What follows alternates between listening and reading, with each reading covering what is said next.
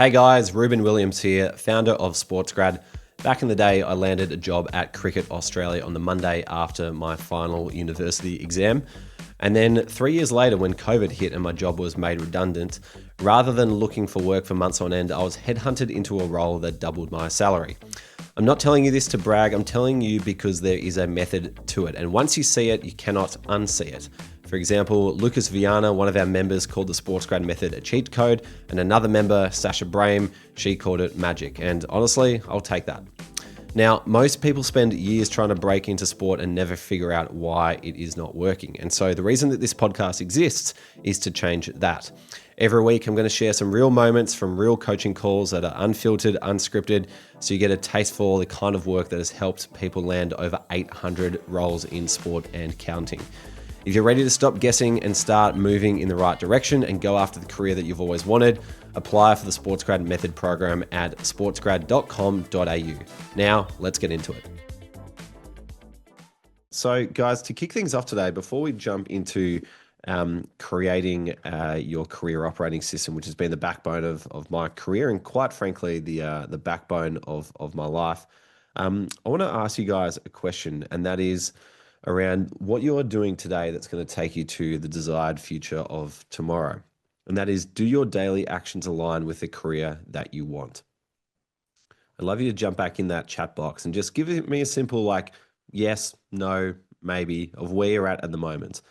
And the question is, are the specific things that you are doing consistently every day, are they in line with taking you to the career that you want? Maybe you don't know what those actions are, and that's totally fine, and we'll address that today. Maybe you know what they are, but you just don't have the time to do it. Or maybe you know exactly what they are and you've been doing them, but maybe you've been dropping off. So maybe it's kind of a fluctuation issue.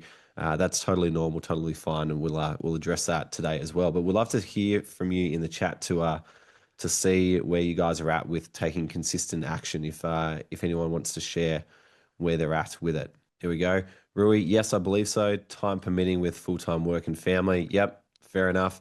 The time management issue is a massive one that makes chasing a career in sport a difficult one. So I totally understand. But thank you for sharing all that. Who else wants to share what they've got going on? Yash, how about for you, mate?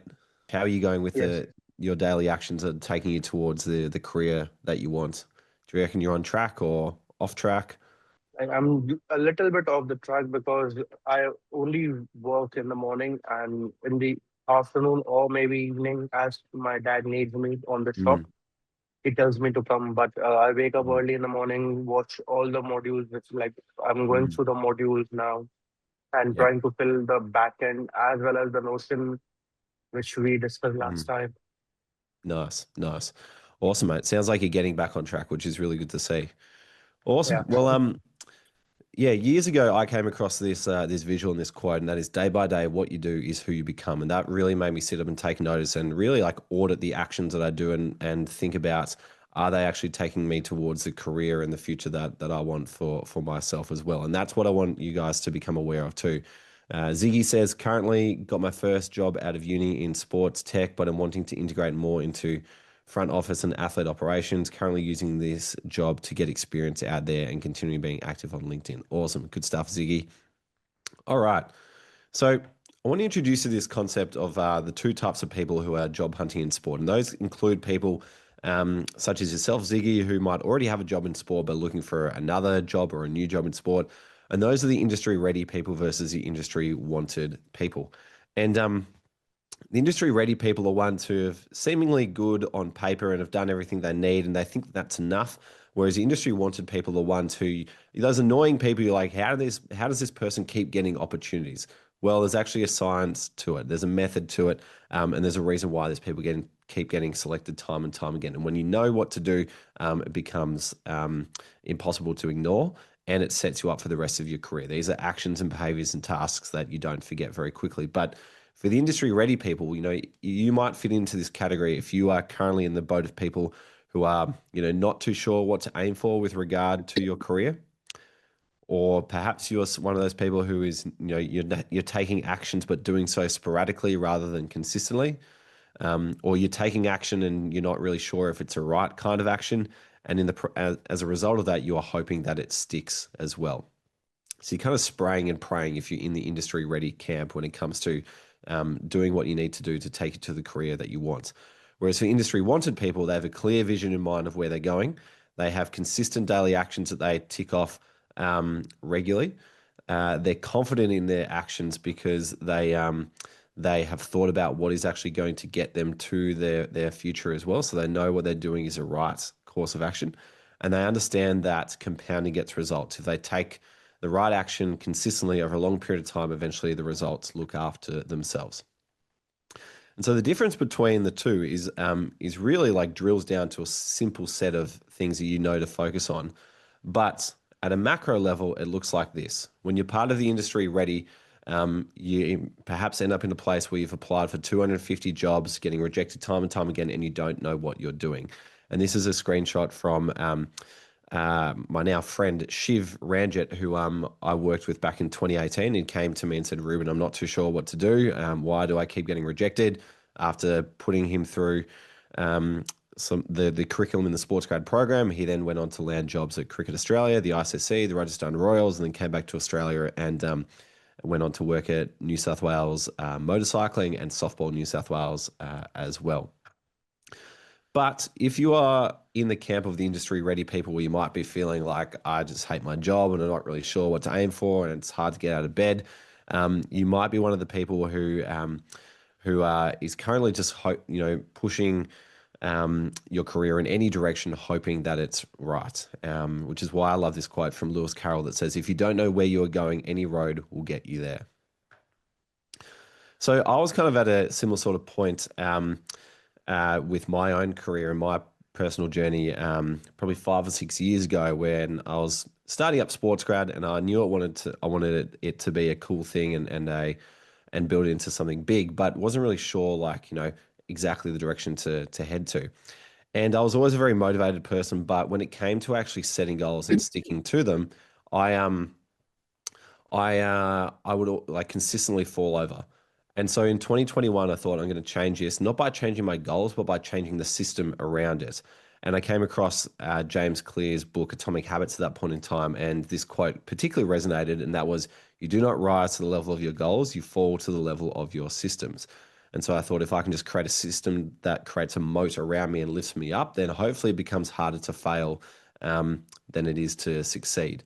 And it certainly has been the case since then. But for the people who I've taught this system to since, which has been in development for the last 5 years, the compounding has made a massive difference in their career. People have come through SportsGrad, have put this system to work in their own lives, have gone on to work in sport right around the world and have thriving careers at top organisations like the AFL, Cricket Australia, the English Cricket Board, the Premier League, Formula One, you name it. It's been really cool to see the compounding results of people using this system behind them. But if you are new to SportsGrad and you're meeting me for the first time, welcome. Hello. It's a pleasure to have you here. My name is Reuben. I started SportsGrad back in 2017 as a way to help me get my first full-time job in Cricket Australia. But these days, I'll give you a snapshot of like the week I've had in the last 7 days. So the weekend before last, if we start on the right-hand side here, I went to Coachella to catch up with my friend Emily. Emily is the general counsel or the head of legal for the men's FIFA World Cup over in Miami. We used to work together back in Cricket Australia days. And she said, "Reuben," she said to me late last year, "I'm going to Coachella by myself. Do you want to join?" And I was like, "That's a bucket list item for me. I'd love to." And then at the last minute, Jaden Hunt, who played 170 games of AFL across Melbourne and the West Coast Eagles, jumped in at the last minute too. So we've just come back from Beachella. And then when I got back, went straight to the Anzac Day game where I met up with Mason Tawney. Mason has recently gone through the SportsGrad program earlier this year, and he said to me when he joined SportsGrad that he wants to get out of 7 years of selling houses as a real estate agent, wants to work for his childhood club, the Essendon Bombers. And recently he called me up saying, "Rubes, I'm literally shaking right now. The Bombers have offered me a job." So he got the chance to work on Anzac Day, just Saturday, just gone, in front of 100,000 people, which is really cool to see him living the dream. And then the following day on Sunday, I went and did the Ballarat half marathon and made a lot of painful faces, which if you want to see the full gallery of them, you can find them on Instagram. So that is a bit about me. But to get to that point, like I was an academic superstar coming through uni, but through systems like this, found a way to land a job at Cricket Australia. And in the process, was able to do that. Was able to help and support my career time and time again when my job got made redundant, and had to kind of put my own methodologies and systems to the test, which led to me getting headhunted during COVID, which off the back of that saved me a lot of money and missed income because my career was now well supported by the systems that I'd put in place. And these days, years later, it's led to a lot of really cool opportunities. So if you want to learn more about myself and my career and the things that I've been doing, you can find me on several different podcasts such as Dylan Friends, Life Uncut, and The Imperfects, which is coming out soon. But then from a SportsGrad point of view, what we've been able to do over the last 5 years is build up a really powerful network and curriculum and bank of resources that has assisted over 800 people land jobs in sport right around the world, and do that across 140 organisations in sport, which has led to people like Andrew Ryan, who's a managing director of FIBA Media over in Switzerland, say things like, I haven't seen anything else like SportsGrad around the world. I wish there was something around like this when I was younger. So that's what's going into today. But today is all about the career operating system and helping you guys get set up for success. So I'm going to swap sharing my screen and let you in on the template that has become the backbone of my life. So, all right. Can you guys see that? Can I get a quick thumbs up from someone just to double check? Yep. Awesome. Thank you, Xavier. Beautiful. So let me grab this for you and chuck in the chat so you guys can make a copy of this. Cool. All right.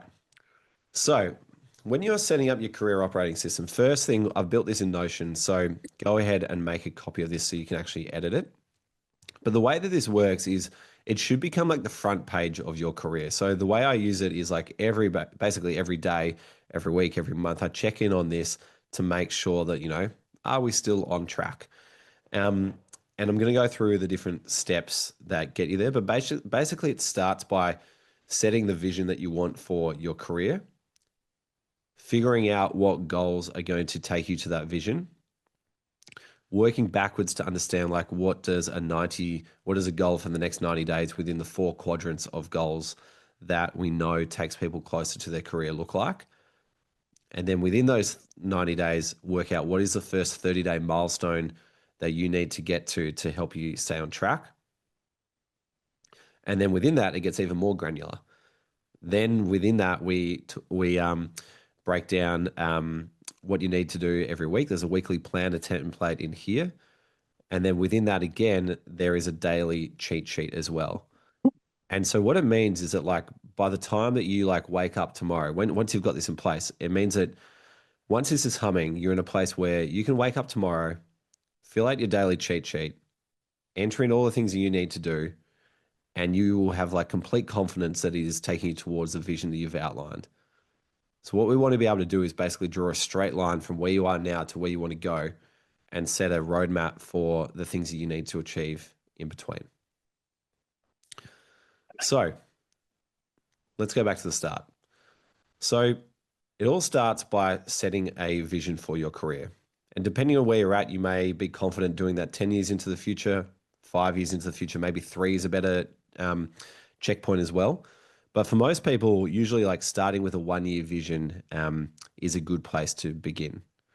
And so I want you to have a think about in 12 months from now, if money wasn't an issue, if access wasn't an issue, if any sort of barrier or roadblock in your way at the moment wasn't an issue, what would that dream job in sport look like to you? I'd love you to chuck it in the chat because I'd love to hear a few examples. And if you could share an example with me, then we can start to workshop it as well. And then I can help you identify what sort of goals and other sort of milestones you guys should be setting too. So if you are able to open up the chat, we'd love you to pop in what your goals are or what your vision is 1 year from now in an ideal world. So, for example, it might be, in 12 months from now, I want to be working full time in a marketing role at a professional team. Maybe you want to join a professional network as well, and maybe you want to start your master's in commerce or something like that as well. Whatever that looks like to you, I want you to write it down and articulate that.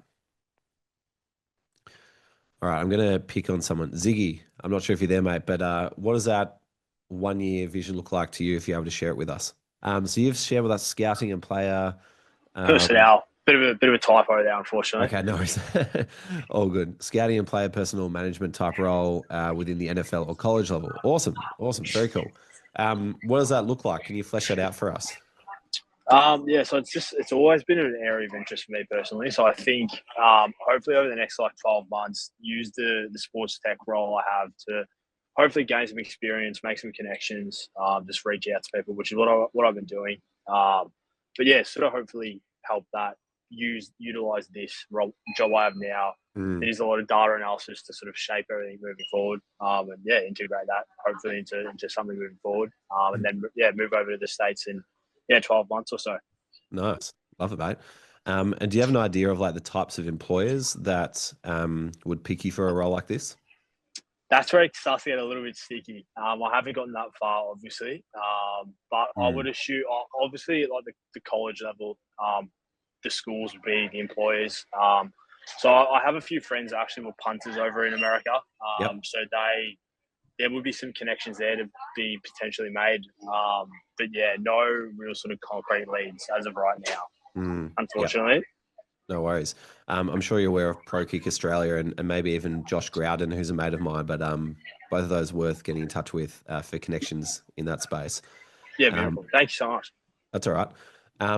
But it would be worth getting clear on who those employers are, because that'll make a big difference when we get to the next stage. So whether that is colleges or teams or agents or, other types of organizations too, that'll guide you on basically where to direct your efforts going forward. Beautiful. Thanks so much. I've got the notes out, so this is definitely something I need to take notes of. It's definitely very helpful. No stress at all. Well, we might stick with you, Ziggy, and flesh out the rest of this as an example that everyone else can follow. So, so once you've got your vision, the next thing you want to do is kind of break it down into these 4 quadrants of types of goals. And over the last 5 or 6 years, I've set many types of goals. Some are worth sticking to more than others, but I've landed on these 4 that will actually take you forward. So the first one is a people goal. So who are the kinds of people that you need to meet to help you get to your vision? The second one is a skill goal. So something you need to add to your skill set to help you reach that as well. Third one is a project goal. So what do you need to have done, or what result do you need to have created, so that when you arrive at an interview and they ask you, tell us about your experience doing X, Y, and Z, you've actually got something to share that has a number attached to it. And then the fourth one is a brand goal. So what sort of awareness do you want to create for yourself, or reputation do you want to build for yourself, or reach for you and your skill set do you want to achieve as well? And I've gone ahead and filled out a fairly rinse and repeatable kind of a guide on what to use for each of them that for most of you, you'll be able to use for your specific situation. So Ziggy, do you want to dive into some of these goals, and I can help you identify what they might be? Yeah, absolutely, for sure. Awesome, let's do it. Okay, so let's start with people goals. So let's say in the next 12 months, if you were to set a goal around your networking, who are the types of people that you want to meet with, and how many of them do you think you should meet with? Probably the people that you'd be looking to get in touch with would be people already in the positions that I'm sort of aiming for, like athletic directors at these colleges potentially, and people within the football programs. I would scouts even, athletic directors. Yeah, I think across the board, it would be. Again, it is something I haven't really looked into, so it's hard to say. But I would say, in the brief sort of research that I have done, I'd say those would be the ones that I would, because I know there's positional scouts and whatnot. So I think potentially looking at those to move forward with. In terms of numbers, I don't know, the more the better. I think probably like the bigger you cast the net out wider, the more opportunities you'll have. So I feel like the more I can get done over this 12 months, sort of the more hopefully you're not going to have every response get back to you. So yeah. If I have 100, you might get 20 or 30 responses, etc. Totally. Yep. So, you mentioned like a bunch of different people that you can try and connect with. The way I'd probably like condense that down is, and again, like you want to meet a lot of people. Let's say you want to meet 50 people in the next year. The way I'd try and break that down is to meet 25 people doing the job you want. So this will help you learn more about it. Plus 25 people hiring, or let's say, hiring / managing the job you want. Because what that'll do is the 25 people who are doing it right now, that'll teach you more about what it takes to do the job. And then connecting with the people who are actually hiring and managing for it, that'll become super important if a job comes available, and your name will get fast tracked if you've already got that relationship. Yep. Cool. So what that means is like, once you've got that goal for the next year, you want to think about like, what does that look like in the next 90 days? And so like, really like, you just want to kind of like break it down. So like, 50 people like in a year, 25 people in 6 months, is, like roughly like 7 or so people, in the next 3 or so, and, on the next month. And so you want to start to think about basically you have a target per month for your networking. So it might be like, in the month of May coming up, I want to have a Zoom call with, 5 athletic directors at colleges in the US. Yep. So that's it. Just sorry, writing it down now. Yeah, no stress. So once you've done that, in this sheet here in Notion, it is quite clever. And so what you can do here is go into this goals tab here, and it'll give you an overview of everything. And you'll see here that we've kind of like set 2 types of things to aim for. You got your milestones, which we attribute to 30 days, and your goals, which we attribute to 90 days. And so let's say, for example, like your people goal is, in the next 90 days, you want to, have coffee with 10 people. Then basically your milestone should just be like, a third of that. But maybe you always shoot above. So you go, all right, I want to have 4 Zoom calls in the month of May to make sure I'm hitting my goal. Yeah, beautiful. Because across the 6-month program, you're trying to basically just, obviously on a micro level, you're trying to just work it up. You're not aiming for this huge goal, but you're sort of chipping away at it month by month, and then obviously across the 6 months, you attain, that total amount. Is that sort of the way that you would approach it? Yeah, absolutely. I mean, like, your employability or people's willingness to hire you is going to be based on who knows you and for what. And so that comes down to a question of how visible you make yourself. And to make yourself visible, you can do that in one of 3 ways. You can do that on paper, in person, or online. Most people only do that on paper, which is why they end up with 250 rejected applications. But when you understand how to do it in person, and when you understand how to do it online, then you cast your net further and wider. Now, increasing your visibility in both of those ways really comes down to repetitions. Like, you put up 1 post on LinkedIn, great. But if you put up 50 posts on LinkedIn, even better.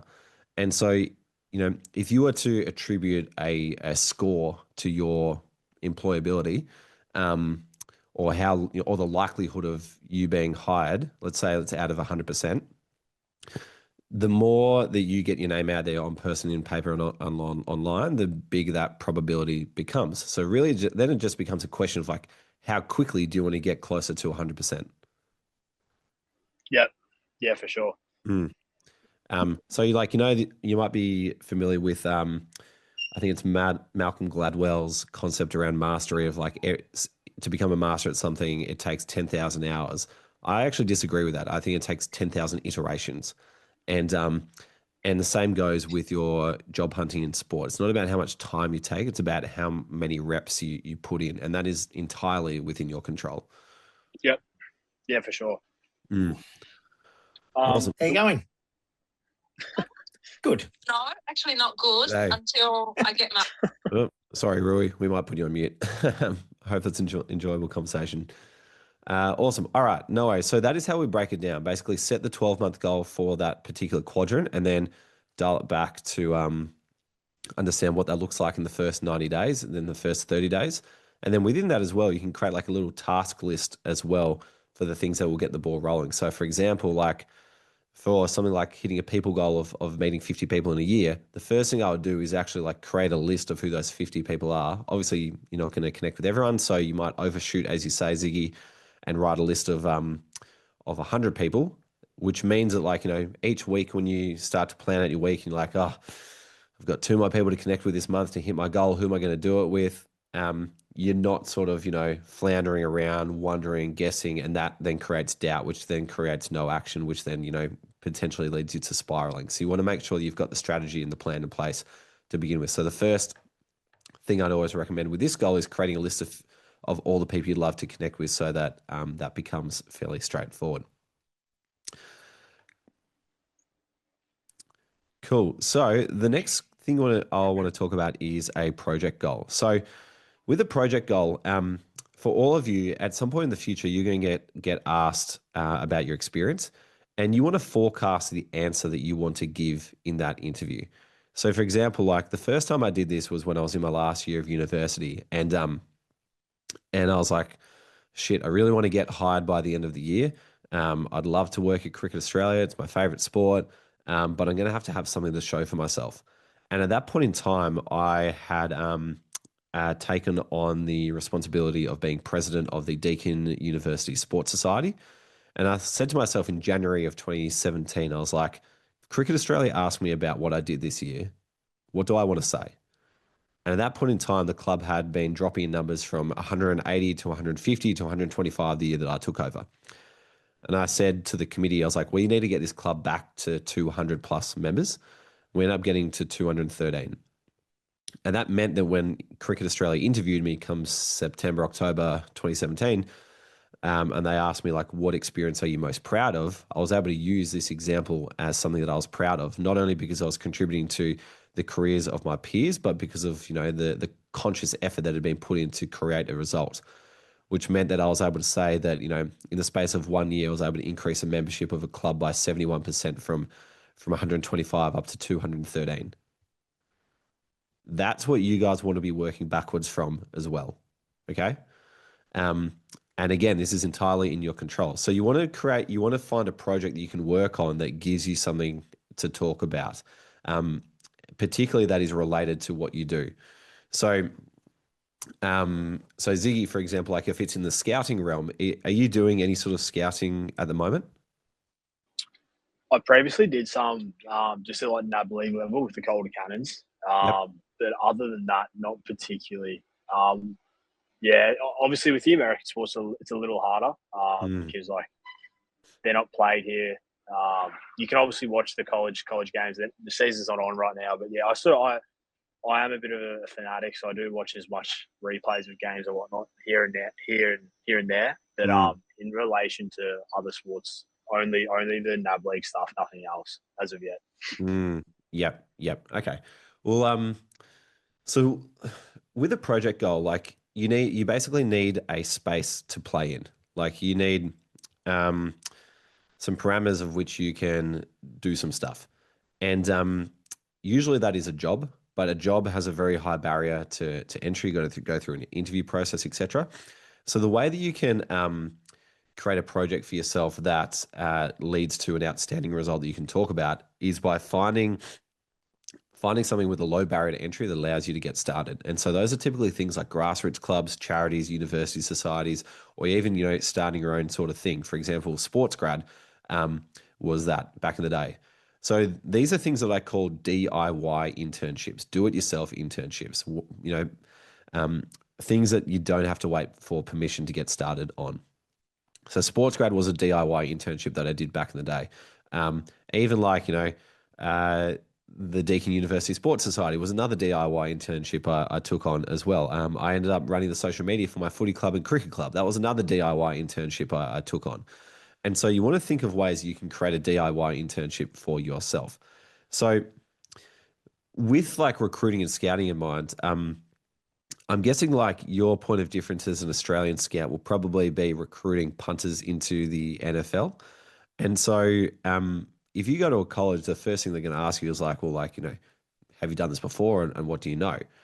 And so you might want to take it upon yourself to set a goal for this year to even just get one AFL footballer, ex-AFL footballer, or even someone at a VFL level or a VAFA level,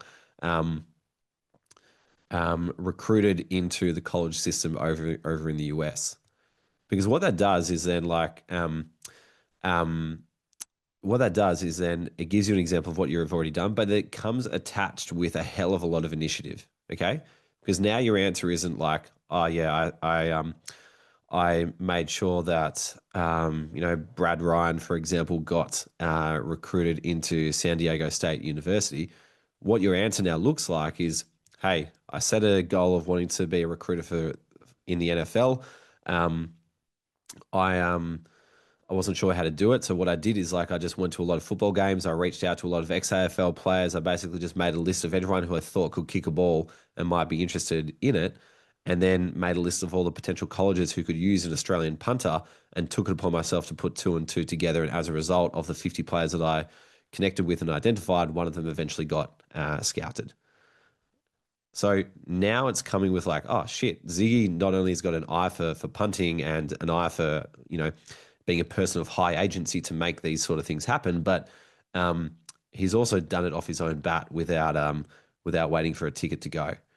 And that's the kind of people that people want to employ, people with high levels of initiative. And so for you specifically, Ziggy, when I'm thinking about a project goal, that's what I'd be thinking about. How can I actually do the thing that I want to get paid to do in the future, but at a grassroots level? Yep. I did also had a quick question just in relation to that. Would it be of any use to also sort of create, for example, be a punter or any other position, sort of do a bit of a PowerPoint presentation or just a PowerPoint keynote and post that on LinkedIn and have my sort of thoughts and, e.g. scouting report and post that to the people? Because obviously I have a few LinkedIn connections in the professional level and the college level. So would that also be, as well as doing the punting, sort of trying to get someone to the college level, would that also be advised by you? Yeah, absolutely. So that kind of leads me to like the next quadrant, the brand goal, which is really like the visibility goal that you want to build. So, and by the way, like on the project goal, same sort of principles apply in terms of like breaking down into what do you need to do in the next 90 days? What do you need to do in the next 30 days? For something like you or for any sort of DIY internship and project goal, it's usually like form the connections with the people that are going to allow you to do the thing. So it might be, reach out to 50 ex-AFL players. For someone else who wants to run the social media at their local football club or cricket club, it's probably, reach out to 10 local football clubs just to get started before you think about, implementing any sort of strategy or action. But coming back to your point around sharing about what you're doing, that is the best way to add leverage to your work. So we'll then get to brand goal. And this is where like you don't just want to like put stuff out there for the sake of putting it out there so that people recognize you. Like you want to get known for something specifically. And so like inside the SportsGrad Method program, like we teach people a system that is called the headhunted system, which gives you a framework and a strategy behind all this sort of stuff. But for something like using, I think something that would work really well is basically bring people on the journey of wanting to become an NFL recruiter. And again, this is something that could work really well on, TikTok or Instagram, for example, too. But if you were to go down the path of posting on LinkedIn about what you're doing, your first post would basically be an introduction post saying something like, hey, I'm Ziggy, massive fan of NFL. I think I've got an eye for it. And I love seeing Australians do well over in the US. It's my goal to help someone, achieve their dream of playing college football over in the US. I'm going to be sharing more about my journey of identifying talent that can go over there along the way. If you can help in any way, shape, or form, I'd love to hear from you. Your second post then becomes like a weekly scouting report. Be like, hey, for any colleges out there who are interested in Australian punting talent, here's my weekly scouting report. And maybe you post it at 8 a.m. US time or East Coast, West Coast time, depending on depending on who you're trying to target. And every single week, people know to follow you because they get a public, viewable scouting report of talent in Australia that they can potentially pick up overseas. And so you just become known as the guy who goes around and shares a report every single week. And that becomes like your pillar content. Every single week you do that thing.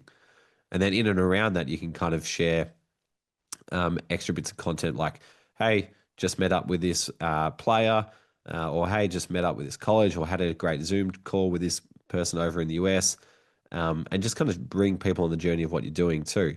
Or maybe or maybe you meet up with some other recruiters as well. Like oh, just met up with Gary Buckenara, who's got extensive experience in AFL recruiting, who taught me X, Y, and Z about what it takes that I see very transferable over to other sports too. Really keen to see how that helps my eye for recruiting talent and how it helps that.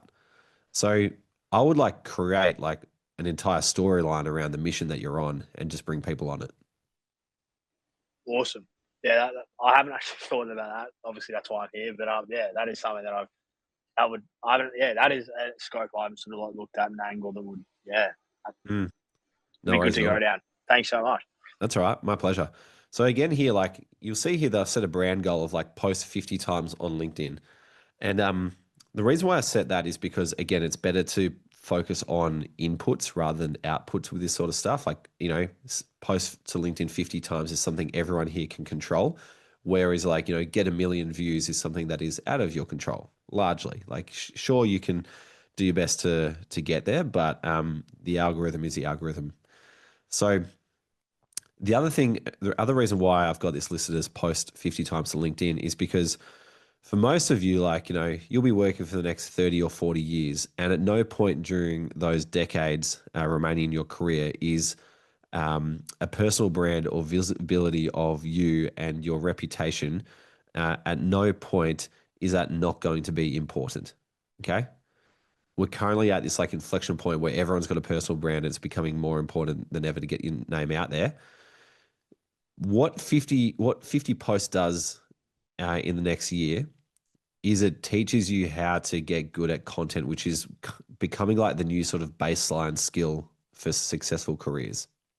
If it's not already, it's about to become that. You guys are you're here now, so you can understand that earlier. And so one way to reframe this thinking of LinkedIn is let me just spend the next 6 months playing around and posting regularly to figure out what works, which then can set up the next, 39 and a half years of my career. Okay. Seems like a reasonable sort of trade-off. If you think about the first time any of you guys learned a new skill for the first time, you're probably terrible at it when the first time you picked up a cricket bat and tried to hit a ball, or the first time you tried to catch a football or whatever. But eventually, it sets you up for life. And now for the rest of your life, you'll be able to throw and catch with your friends and family because you took those first 6 months to learn that skill. This is exactly the same. This will set up the rest of your career if you just take a beginner's mindset to get started. But there are certainly ways you can do that effectively rather than having to play around and hope that you get it right to begin. So that is how I'd think about your brand goal. The next one is your skill goal. So you've then got to decide all right, of all the skills that are going to help me get to my vision in 1 year from now, what is the one that is that I need to develop the most? For some of you, it might be related to your job. For others, it might be related to your ability to communicate what you already have within you. Okay. So Ziggy, if I was to ask you, like, for you to get hired by a college over in the US to be a football recruiter, what skill do you think you need to develop most between now and you getting selected? I think probably my interpersonal skills are pretty good. Like I am very much a people oriented person. I think, yeah, probably just like more having the ability to sort of be a bit more tech savvy in regards to, like, you got to be able to clip, um, sort of like filter through a lot of game footage, and having sort of the patience to be able to go through that and sit through hours of film and sort of like edit it, and create packages for coaches. So yeah, I think more so just having the ability to sort of touch up on my sort of tech skills, and even so to like post on LinkedIn just to make things look a little bit sleeker, and just having better sort of skills in regards to making things look smoother, and also if given the opportunity to make things quicker and easier in the role potentially. Yep. Okay, so it sounds like packaging up highlights of players that you can share with recruiters or scouts is important for your role. Yeah, I'd definitely say so.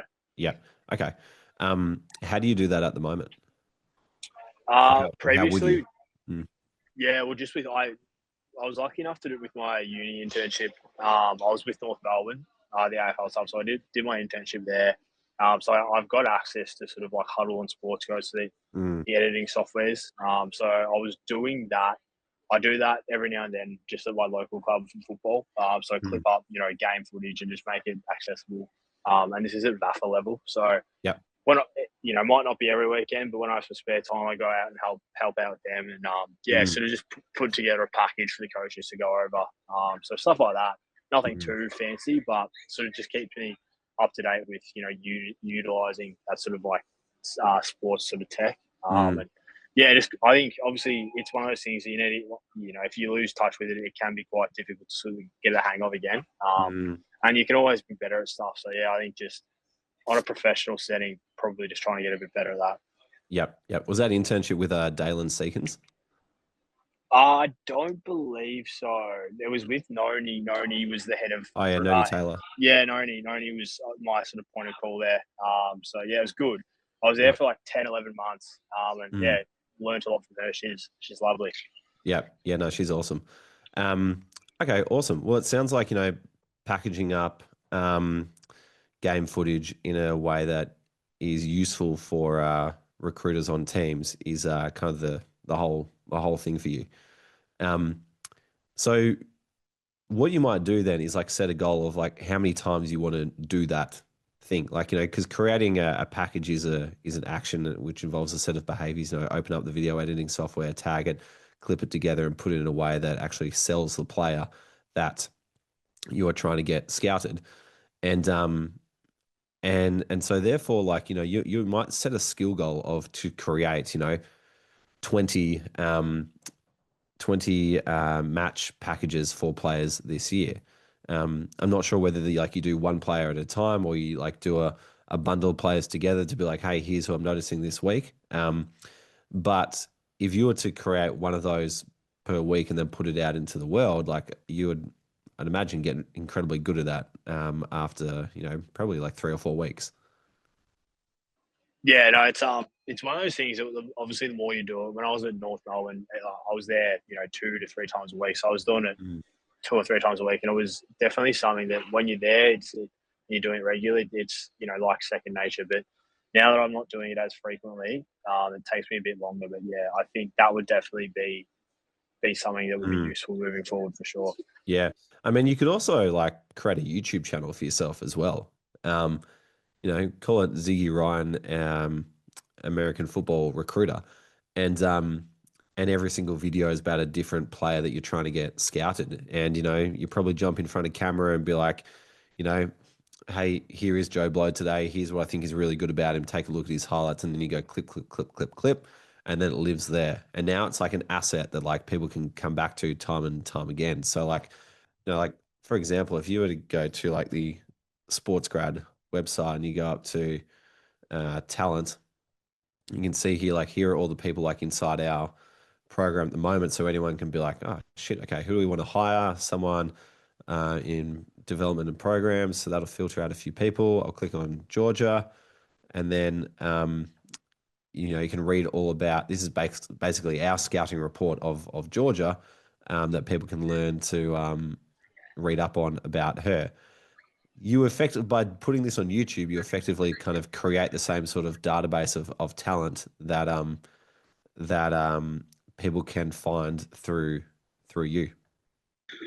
Yeah, I have just like with my travels across YouTube, sort of watching, like I am as I said earlier, like a bit of a nerd and stuff, and I like watching sort of the ESPN content, all the college football content. But there's a lot of people that do have sort of those like reporting on games, doing this and sort of doing that scouting side of things. So definitely, and it gets plenty of views because there is, I suppose, that market that people want to watch and that interest in what people have to say on these players, because it is a little more niche than I suppose like the big NFL players.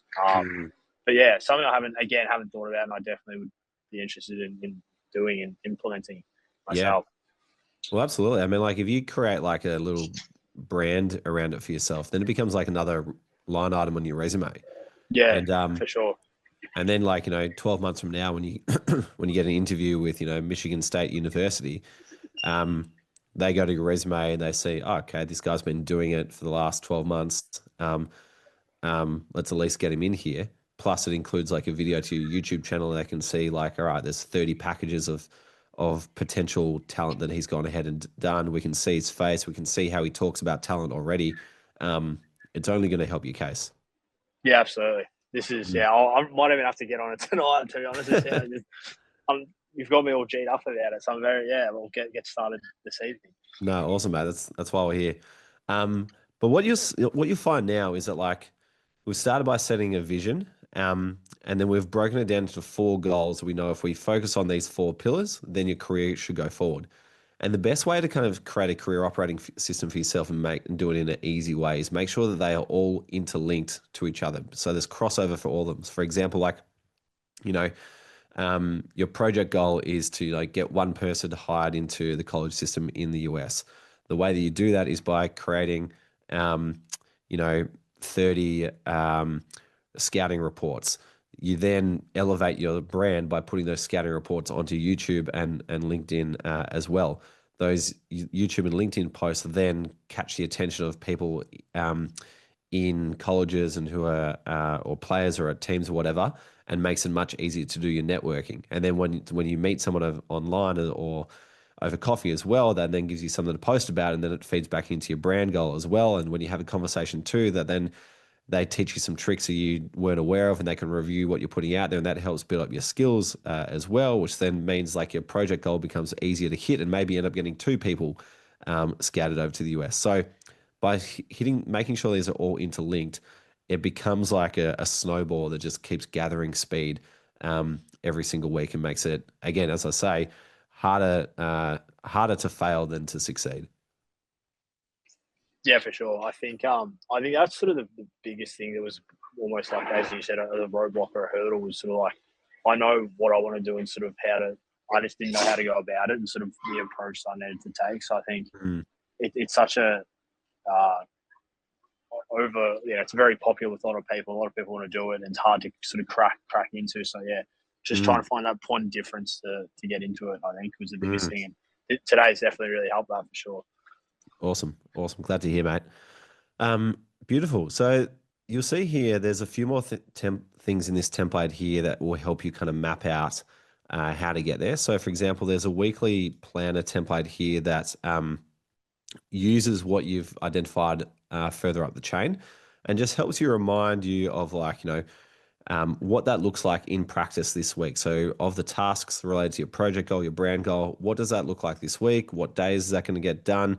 And then do a little review at the end of every single week so that you can make sure that you get better on the next one.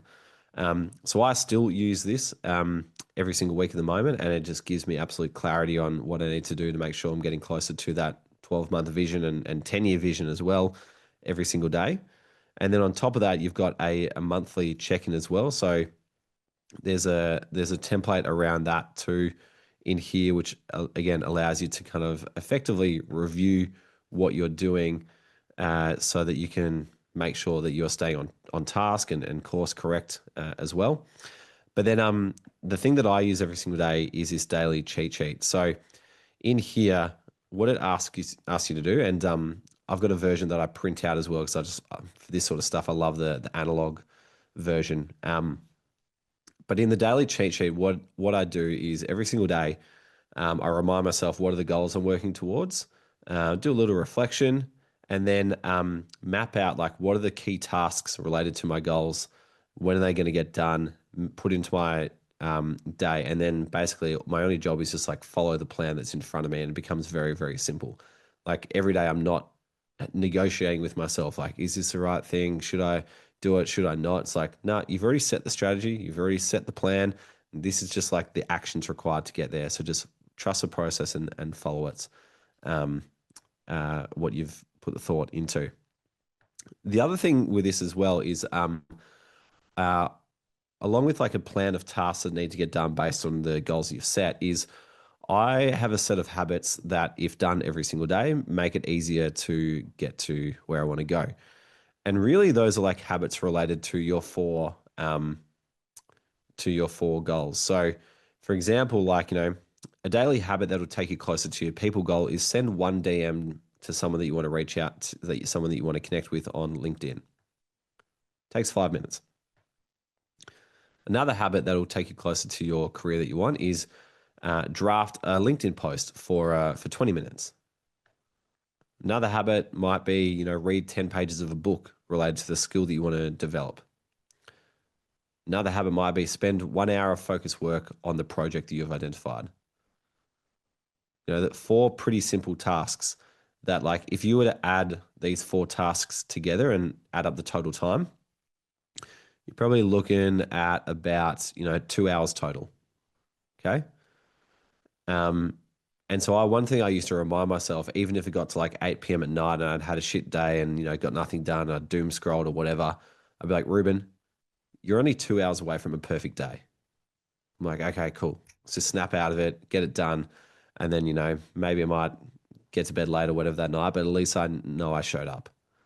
And so, but being able to compartmentalize my habits into a stack of things that I knew had a time attached to it made it easier to actually get started. So for you guys, what you want to do is identify, like, what is a habit every single day that's going to take you closer to your people goal? What's a habit that's going to take you closer to your brand goal? What's a habit that's going to take you towards your skill goal and your project goal? And then really the only thing left to do after that is fill out this daily cheat sheet, tell yourself when it's going to fit into your day, and show up. Awesome. I could go on about this stuff for a long, long time, but I might stop sharing there and open the floor. Does anyone have any questions around what we've discussed today, and or how it might fit their specific situation?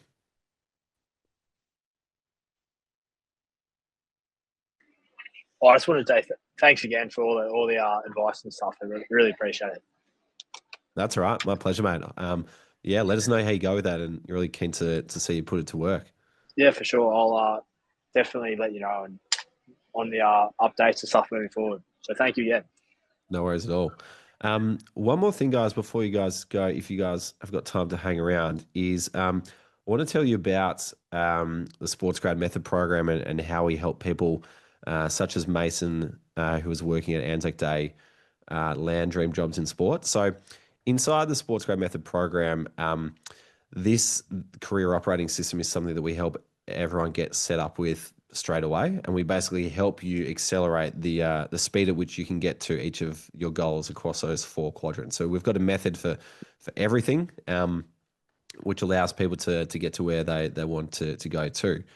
And depending on how long you've been following SportsGrad, we've gone through a number of different evolutions over the many years now. And the most recent evolution happened at the start of last month, whereby the SportsGrad method program is now, rather than being delivered in a a cohort type format where, 3 or 4 times a year, we would deliver it for 40 people at a time.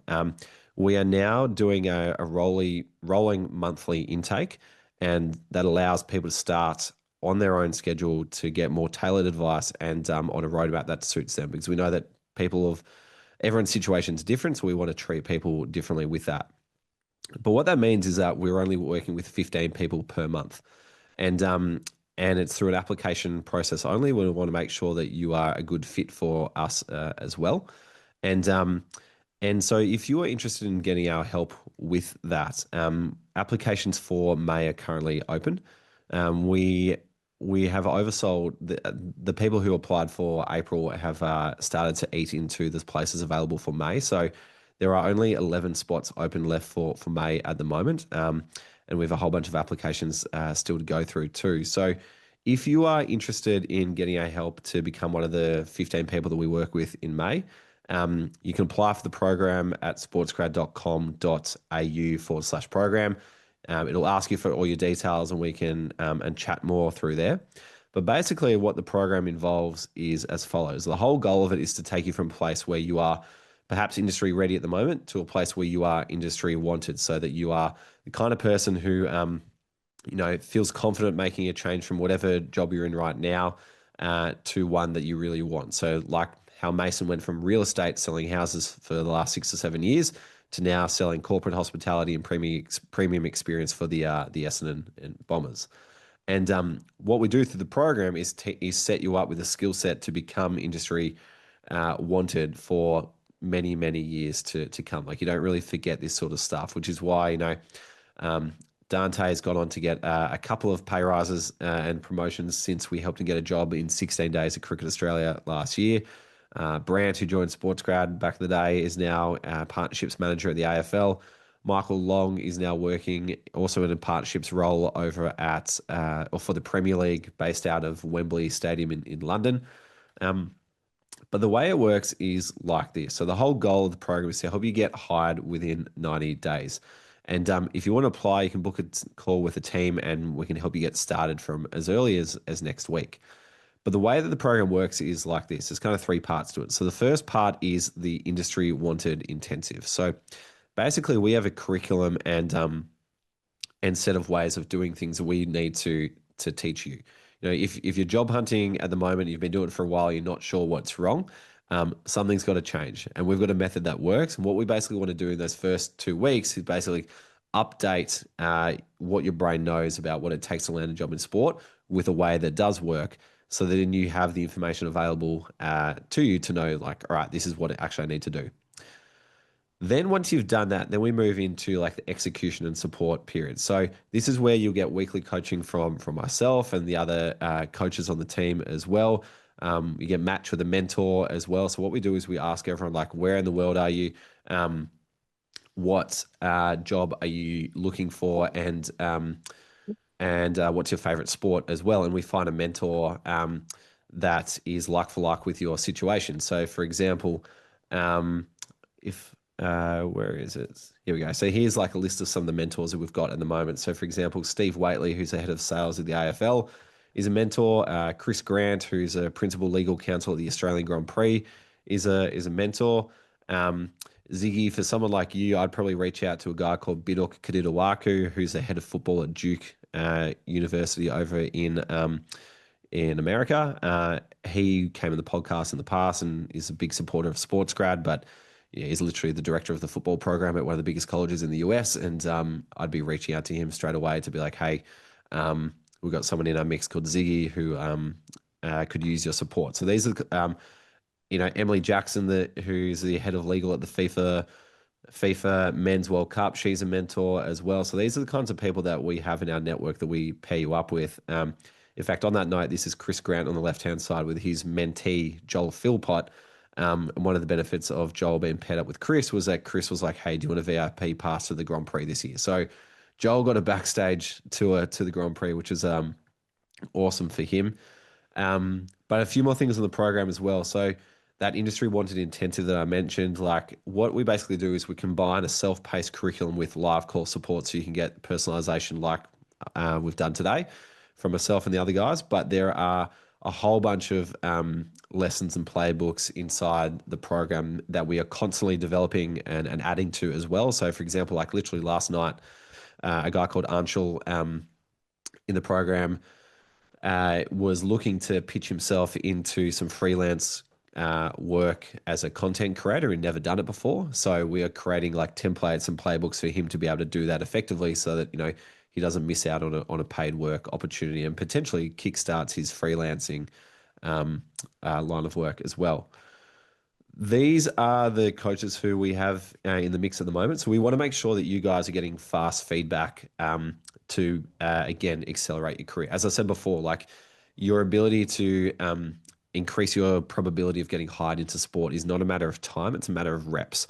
And, it becomes much easier to do the thing in the right way when you can get quick feedback. And so what we are pushing towards in the program is setting up a schedule of online events you guys can join whereby you're never more than 24 hours away from getting feedback. So last night, it was my turn to do the Q&A call with the people in the program. Tonight, Jack Lloyd is doing it. Jack Lloyd is marketing lead at Cricket Australia. Dante McDonald was one of our best success stories in 2025 and is now helping us out on the side of his full-time job as well. And you can chat with him and get feedback as well. On Friday, I do another one. Nathan Peroni, who hosts a podcast now, he's chipping in as well. So basically, you're never more than 24 hours away from getting help from someone inside the sports industry who can help you take the action that you need. We've also got a community around the program as well. So not only will we be able to connect with people in the industry, but you will be able to connect with other members who are literally going on to work with the biggest sporting organizations in the world. And Nathan, who said to me 5 or 6 years ago, he said, Reuben, like, yes, the help that you're giving us is amazing, but like the thing that I am most excited about is a network that is forming around SportsGrad, because I'm really keen to see like where all of us who are going through this program together end up in the future. And so we have a set of WhatsApp groups that we connect people through, whereby like, on a regular basis, we'll get together and have coffee and you can meet each other. And every now and again, we have surprise guests that come to these coffee catch-ups as well. So for example, this message here on the right-hand side was letting everyone know in Melbourne that my now friend, Garth Towan, was in town. So Garth Towan is the head of... he is the head of commercial games delivery at the International Olympic Committee. Originally, he's from Geelong, worked as a commercial lawyer in Melbourne for a bit, made the move over to Switzerland, has worked on, Tokyo and Paris. When I met up with him at the Paris Olympics, he was giving the Indian government a tour of, all the sites that the Olympics put on so they understood how to host an Olympics. Like, he's got an incredibly cool job. But he loves SportsGrad and loves what we're about and helping people chase their career too. So he reached out to me with about 5 days notice and said, hey, Rubes, can I join Coffee Club in Melbourne this week? So the people inside the community in Melbourne got to meet someone like Garth from the Olympics who was dropping in. So those are the other sort of things that that you get access to when you're part of SportsGrad. The talent profile as well is another thing that you'll get listed on as well. So as you saw before, everyone in our mix gets a profile that we are sending out to recruiters so they can see who's in there and learn more about you, more than what a resume can do or more than what your LinkedIn profile can do as well. And it can also become like a portfolio for you too. So if you want us to add any of your work there that gives you an easy URL to send to people, you can do that too. As I said before, repetitions are the most important thing that are going to get you closer to your career. So to motivate you guys and help you guys take the necessary action, one of the things we do inside the program is we pair you up with an accountability partner, which we call your sparring partner. So this is someone that we identify who's got similar sort of goals to you, who's probably applying for the same jobs as you, who we want to pair you up with to create some healthy competition with. The reason why we do that is because iron sharpens iron. Like if you think about Roger Federer and Rafael Nadal, neither of them would be as good as they were without the other. Okay. And so what we want to do is, pair you up with someone who, you can send jobs to each other about, but you can also check in with and be like, hey, how are you applying for this in the best possible way? Whilst also in the back of your mind, you're kind of thinking like, oh, like I know that my sparring partner's putting in extra effort to apply for this job. I should probably do a bit more too. And that's only going to help both of you. So we make sure that everyone's got that accountability, not only through us and the coaching calls you have with us, and not only through the mentor that we pair you up with, but also with someone else with similar goals inside the community too. And then the other thing it comes with is a landed job guarantee, which means that if you do not land a job in the next 90 days or less, you can stay in the program at no extra cost until you do. And that is because like we want to see you win. Like we're not a university that says, hey, thanks for your money, we'll teach you a bunch of stuff, but now go off into the world and look after yourself. Basically, we will help you until you land a job in sport. And so you're more than welcome to keep joining the calls, get access to the content, stay part of the community until you get your result. Basically, we're here to help you get a return on your investment until that happens. And so for some people who want a job relatively quickly, that's awesome. Like we'll give you a plan that kind of can help you do that very, very quickly. We've had a lot of great success with people landing jobs in rapid time. But if you are someone who's like, perhaps halfway through university right now, and you don't want a full-time job until the end of next year, or perhaps, you just want a full-time job in 12 months from now for whatever reason, then, you can stay in the program and basically keep milking all the resources and all the information until that point in time comes. So, that is another part that becomes part of it as well. So inside those 90 days, what we do is we make sure that you've repositioned yourself to identify where you want to go and how to get there. Make sure you've got a clear path with targets involved, so that it becomes obvious of what you need to do. We make sure you never get stuck by having the support around you. And we make sure that, you're getting plenty of doors opened along the way so that, your career becomes a lot lighter to lift and things start moving much, much quicker. The result of that is that I get a lot of lovely messages from people saying, hey, I've just got a job at Hockey Australia, or I've just got a job at Tennis Australia, the operations team like Alejandro did. James Crocker's now working for Bosch Motorsport team. Dan Raffin is another one too. But all of that support and all of that curriculum and all of that guidance and basically a method that we see working time and time again leads to all of these different outcomes, which is really cool to see. And so when you're inside the program, what we're able to do is basically exponentially grow your career. So your network grows exponentially with all the access to the resources and people that we've got. Your reputation grows exponentially as well with our help to kind of strategize a way to get your name out there in an effective way, whilst also getting support from the people around you too. And on top of that, your confidence just grows exponentially too. This is something that, wasn't necessarily like a feature of the program, but it's something that we keep getting fed back to us time and time again. For example, Tom Blazic said up here, he said, the program has absolutely been worth the investment, not just because I've landed a role in something that I've always dreamed of, but it just built my confidence and I can belong in this field and in a career like this. And I think that in itself, you can't put a monetary value on. So that's been something that's really cool to see people take away from the program. But we've had many case studies come through the program where people have said, shit, I've tried everything, but putting the method to work has been the most effective thing. So for example, Dan Raffin, he went from 30 rejected applications and saying, I'm truly not sure what I'm doing wrong anymore, to landing a full-time job in the commercial team at the New South Wales Swifts in 14 days. 6 months later, he put the method to work again and got a job at Ticketek Australia as in a managerial position. This is Chelsea Robbins. She applied for the program and had applied for 50 jobs. She'd been rejected 50 times and got one interview. And then after joining the program, she got a job at Hockey Australia within 18 days and is now putting up posts saying, I'm pinching myself that I get to call this work. This is Beck. She used to be a fitness instructor at BFT. She called the program a game changer in the way that it helped her land a partnerships coordinator job at Paralympics Australia. This is Joel. So Joel even proved that the program can work in other industries. So he put it to test in the legal industry. And And he was someone who is incredibly bright, incredibly smart, and thought, oh, I can probably do this myself. Like, surely I just need to sell myself. I'm pretty good at communicating.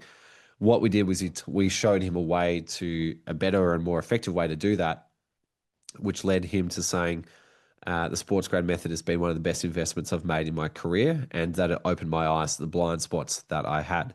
And that allowed him to get selected for a job as a associate at the Supreme Court of Victoria, which led him to sending me this message that said, hey, Reuben, your systems and coaching are applicable to every industry and were invaluable to my success during the interview. So that is, that was really cool to see how it's working across the industry as well. But it's not just people inside the program who are having success. The industry is noticing as well. This is Dan Simons, the Director of People and Culture at the Victorian Institute of Sport. He sent me this message saying, when I view applications and can see on LinkedIn that they are a SportsGrad member, the quality in their application is noticeable, which is really cool to see that employers in sport are sitting up and taking notice of our people. And then one step further was Lucas Viana, who went ahead and made the move across the world from Australia to UK, and went from working in a pub in Adelaide to working at Lords, which is the home of cricket for those who aren't cricket fans, into a tournament services executive role at the England and Wales Cricket Board. So yeah, we've had a lot of success with people in the program, and we knew that it was effective, but this was kind of confirmed when universities started reaching out to us and basically saying, hey, are you now our competitor? So in September last year, I had Shob here send me an email that said, Reuben, thank you so much for letting me be a part of the SportsGrad Method program. And he went on to say, honestly, I've learned so much more in these 4 weeks than in my whole master's degree. So thank you again. Of course, I posted that on LinkedIn to let people know what we're up to, which led to this email from Deakin University with a subject line saying, are we competitors? Of which I wrote a lengthy email back to them being like, no, we're not, but you're fooling yourself if you think people are still signing up to university just to learn and not to get a job. And this is more effective at getting a job. And when you break it down as well, like what we're able to do compared to master's degrees in sport management, which is what typically people thought you had to do to get a job in sport, is go back to university, spend 2 years of your life and spend up to $90,000 just to hopefully become industry ready. We've now created a much easier way to do that. And so through SportsGrad, we can get people jobs in sport 8 times faster than universities can. We set you up with lifetime skills that will help your career, not things that you're just going to learn to pass the exam. It's also 16 times cheaper than going back to university. By being a part of SportsGrad, you don't become, one of thousands of people with the same sort of skill set and same sort of education on your resume. You become part of the 1% that is getting a advantage. And we also don't let you fail either. Universities come with no job guarantee. They give you a bit of paper and then say, thanks very much. Whereas we work with you until you do. And so for someone like James Marsh, he was able to make a career change from working in tech recruitment of over 7 years. And in 71 days of time in the program, he was able to make a change to a career in sport, and in the process saved himself $55,000 in university fees and at least 18 months of study as well. And when we asked him for a testimonial, he said, the SportsGrad program was value for money and worked quickly for me, and it presented a much more realistic option for me versus going back to study. The program allowed me to not have to worry about that step. Awesome. So that is kind of what we are delivering in the program at the moment. And if you want to kind of set yourself up with a network and a skill set that's going to carry you forward for the rest of your life, we would love to work with you. So feel free to go onto the website and apply for one of those 11 remaining spots for May. As I said, once you know this stuff, it helps you time and time again, which is why Dante went from 18 months chugging along, joined the program, 16 days later gets a job, and then promoted 8 months after that. Now, if the program's not for you, that's totally fine, but or you think you can do it yourself, that's okay too. But I just wanted to make you aware of the cost of inaction as well, and how much that might be eating to you, and financially that might be costing you as well. So this post came out from a guy who I chatted to about the program in probably April last year, and he decided not to join the program, which is totally fine, each to their own. But 6 months later, he came out with this post, and it said, I've been applying for jobs for 6 months and I'm officially losing it. 1,000+ applications, 500 automated emails, 30+ interviews, a handful of we're not going with it now. And he goes on to say, like, if someone's hiring, please, for the love of God, like, give me a shot. Which, like, I admire his ability to put himself out there and continue to chug along like this. But I don't want you guys to get to a position where you feel the need to have to do the same sort of thing. And so if you want to accelerate that progress, and if you want to, save yourself, 6 months of anxiety through going through that process, the program can absolutely speed things up for you. In fact, there's a guy who joined in April just recently. His name's Pat McGregor.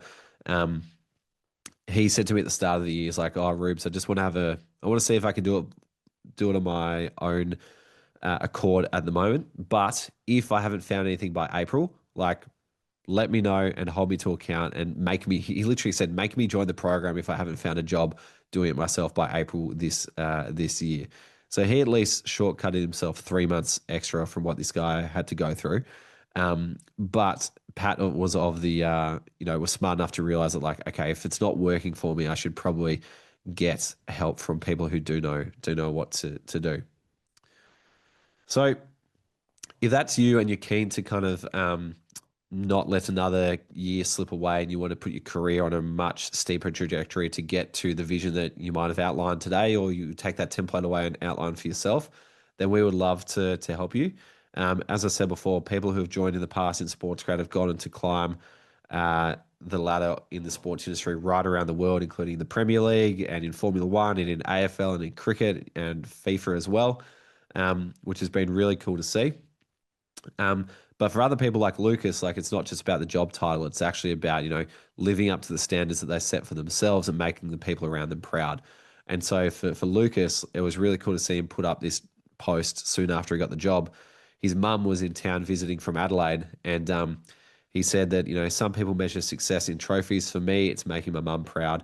After a few weeks off in Europe, I've had time to reflect on how crazy the last few months have been.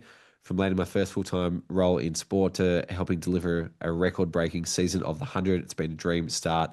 And there's a lovely photo of Lucas with his mum. So if that's for you and that's the kind of future you want for yourself with your career, we'd love to work with you. sportsgrad.com.au/program is where you can put your application in, and then it'll redirect you to book a call with one of the team, and we'll see if you are a good fit for one of the 11 spots remaining. That's all I've got to pitch to you about the program.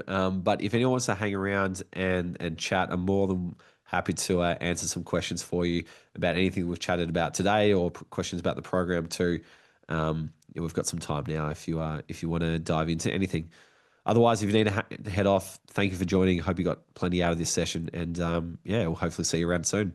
Pavan, how do you maintain relationships with different people of different departments? So what's the issue that you're currently facing? Like, are you meeting people and then you forget to follow up, or they forget you? What's sort of the situation you're in at the moment? Okay, cool. So yes, I'm meeting people, but I do not follow up so often, as I do not have work with them every time and don't want to spam the email without any reason, but don't want to reach out to them just when I have work as well. What to do in such scenarios. Okay, cool. No worries. So we have like a whole module on this inside the program called Advanced Networking, which teaches you how to do all this. And so you can listen to me basically give an hour and a half lecture and tutorial on how to do this super, super effectively, with a lot of granular sort of steps in between. But at a high level, like,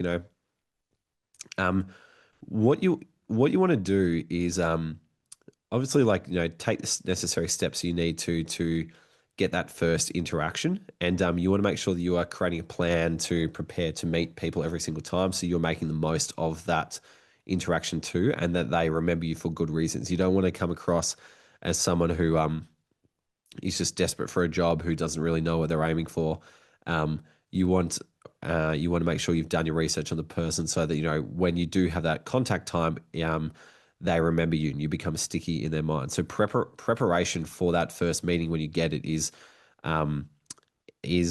very important to making sure that you maintain a relationship so that you become someone they want to maintain a relationship with. Okay. So that's kind of the first step, nailing that first meeting. Then after that, it's about staying in touch with them. So one easy way that you can stay in touch with people is by asking them a question in your meeting for something to do, because then that gives you a reason to follow up. So for example, it can be as simple as like, sharing your specific situation. So if you've got a project goal at the moment that you're working on, you might want to ask them like, what should I do about this? They will tell you what to do. You can go and do it. And then in 2 or 3 weeks time, once you've done it, you follow up and say, hey, I followed your advice. Here's how it went. Okay. And they would love to hear from you. Trust me, like people hate giving advice and not knowing if it was actually helpful. Okay.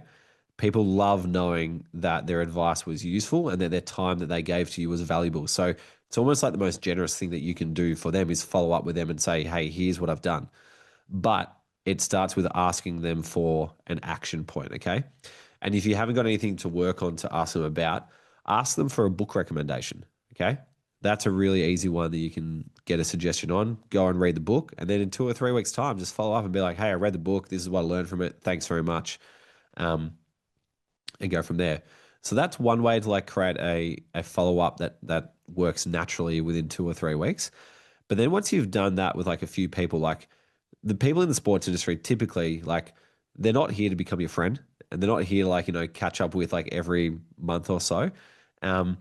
But your goal isn't to become friends with these people. Your goal is to become top of mind with them. And that is so that when an opportunity becomes available for them, they think of you first as a person that they need.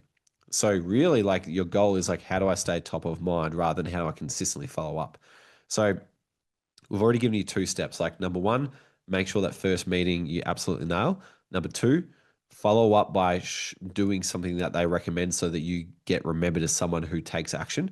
Number 3 is really just remind them that you exist by posting on LinkedIn, okay?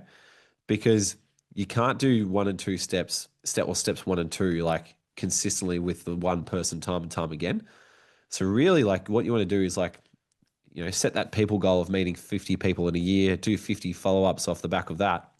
But then you can follow up at scale by posting on LinkedIn. And that is just a constant reminder to people that, I remember having coffee with Pavan and I remember that he was the kind of person who took action. Really cool to see what he's up to at this point in time.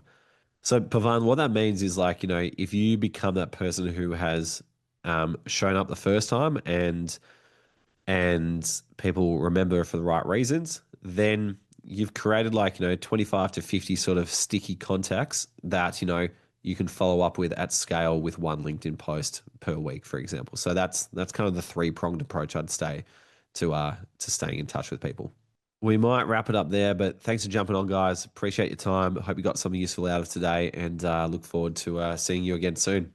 All right, guys, that is all for today. I hope you enjoyed that and got something out of it. If you want to learn directly from me and our other SportsGrad coaches who are working directly in the industry, then jump into the SportsGrad Method program. Once you're inside, you'll also get access to the entire SportsGrad Method curriculum that comes with a 90-day roadmap so you know exactly what to do next. There is a step-by-step system to this. You do not have to think of what to do. We have thought of it all for you. Plus, you can tap into the SportsGrad network and get introductions to the people that might be hard to meet for you at the moment. Plus, you'll be surrounded by the wonderful SportsGrad community who are all helping each other get closer to their goals as well. So the results speak for themselves. Have a look at the website if you want to check it all out, but we'd love to see you inside and receive your application. See ya.